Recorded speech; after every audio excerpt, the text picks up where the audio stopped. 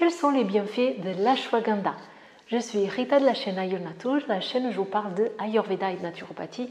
Et aujourd'hui, on va parler un petit peu de cette plante qui est très réputée en Ayurveda, qui est un rasayana et qui va être très intéressant pour les personnes notamment de constitution type Vata et qui ont des problèmes ou des déséquilibres de type Vata.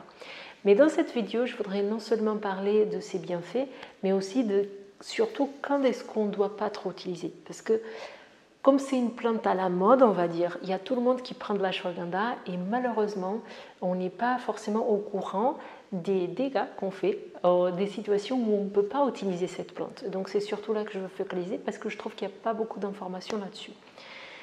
Donc en fait, l'ashwagandha, c'est un rasayana, donc ça rentre dans le cadre des plantes qui vont être nourrissantes pour le corps.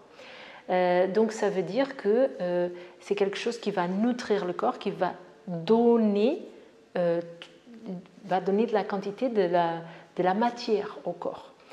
Donc, qu'est-ce qui se passe quand on fait ça? En fait, il faut avoir un bon feu digestif pour digérer cette plante qui va avoir tendance à être un peu plus lourde que d'autres choses. Donc, cette plante, ça va être comme de la nourriture très, très, très concentrée, on va dire.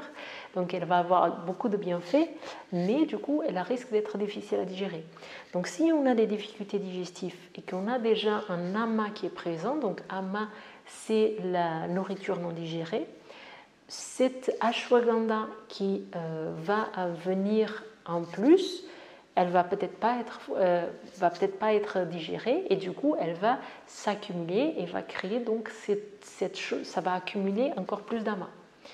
Donc une des contre-indications pour utiliser l'ashwagandha, c'est la présence d'ama, la présence importante d'ama en tout cas.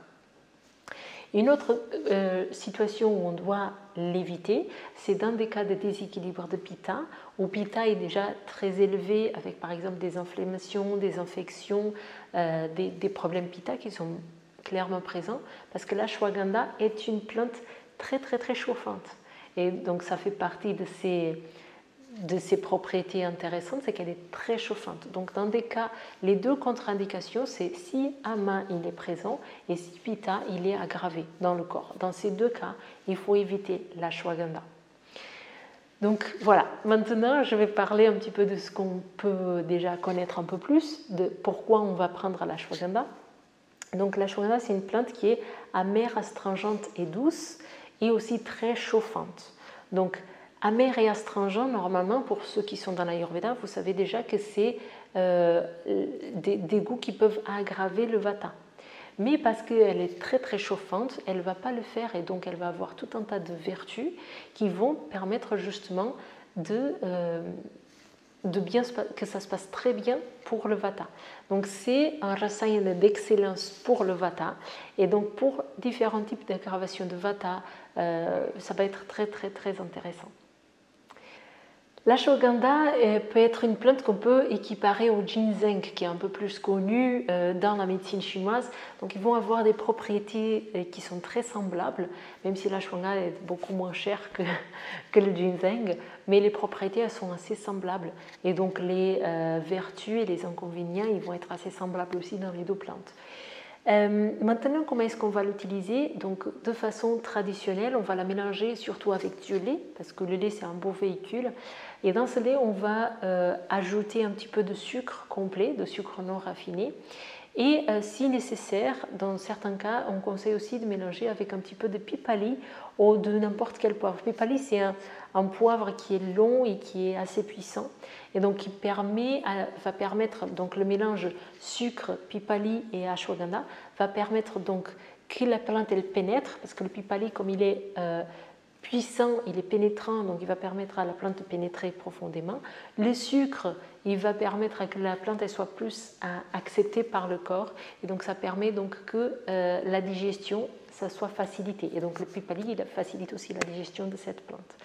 Donc, parce que le lait aussi auquel on le mélange, que ce soit du lait végétal, que ce soit du lait animal, c'est aussi une substance qui facilite le véhicule d'amener cette plante, mais qui peut aussi difficulter la digestion parce que c'est un peu plus lourd. Donc voilà, le mélange lait, ashwagandha, pipali et sucre c'est quelque chose qu'on fait souvent. Donc à quelle raison? Donc dans un verre, dans une tasse de lait, on va mettre 2 grammes, donc en général c'est une cuillère de dessert d'ashwagandha, la moitié de sucre et il y a un tout petit peu de pipali, parce que si on met la même quantité, après ça devient trop épicé. Donc je vous invite à tester la recette et à me faire vos retours ici dans les commentaires. Je vous souhaite une très bonne journée et je vous dis à la prochaine vidéo.